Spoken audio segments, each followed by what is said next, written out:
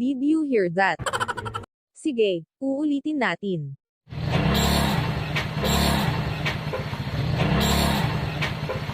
May parang sumisipol, di ba? Huwag mag-alala, aayusin natin in no time.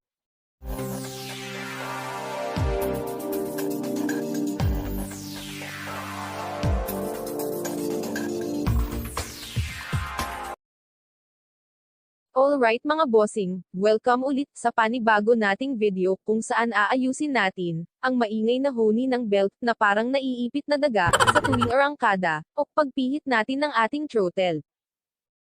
Bubuksan natin etong crankcase gamit ang 8mm. Just sit back, enjoy, and relax.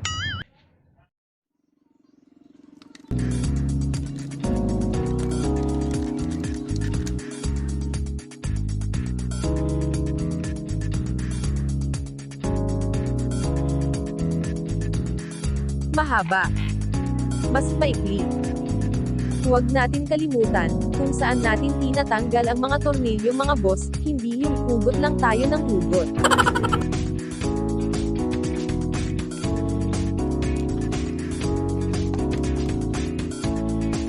Phillips naman, ang pantanggal natin sa dalawang tornilyong eto.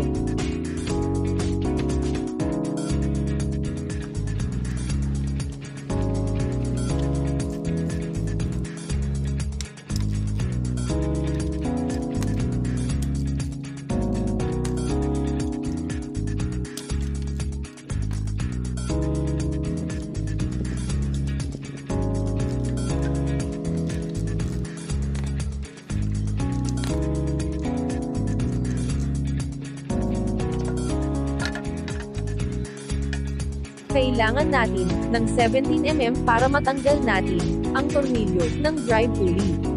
Lagyan din natin ng pang-knock para hindi siya sumasama sa pag-ikot gawa ng wala tayong Y-tool. Nice one, di po ba?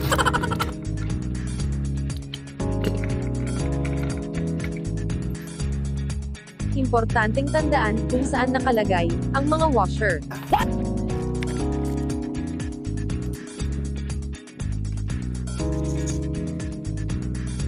Napaka-importante ng magic washer na ito, mga bossing.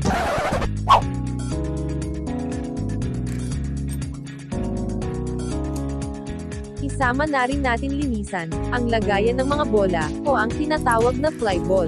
Gamitan natin ito ng toothbrush para madupot natin ang mga gilid-gilid. Ang dumi, di ba? Sunod natin punasan ang mga bola bago natin ito ibalik sa kinalalagyan.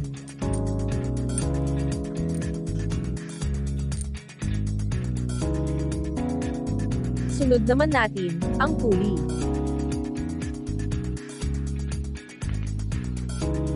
Ito ang tignan natin ng maigi, dahil sa belt nagmumulaon ng gagaling ang sipol na parang naipit na daga.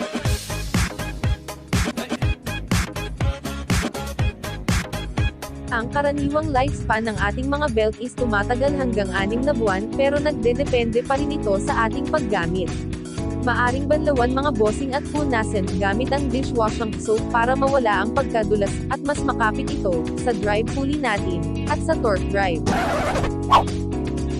Linisin din natin ng maigi ang torque drive natin kung saan nakalagay ang drive belt para sigurado tayo na walang madulas na bagay. Hindi ko na yan babaklasin, gawa ng virgin pa siya, at bagong-bago.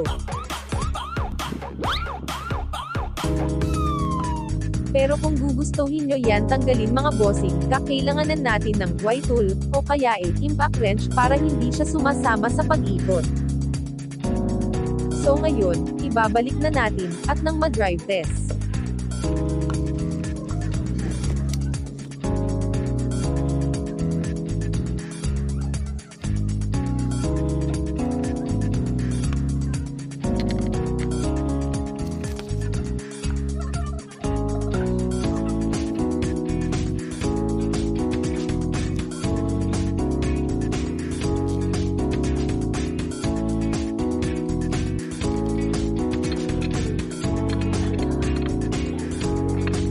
Balik muna ulit natin ang mahiwagang stopper.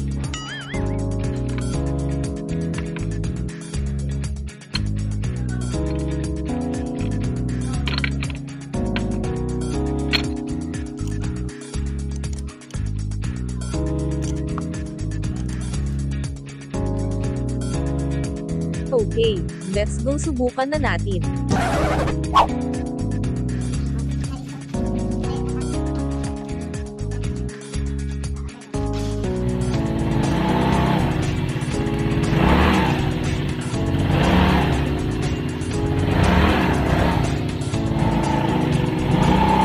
Ang galing, diba? Wala nang sipon o ingay na nagmumula sa belt.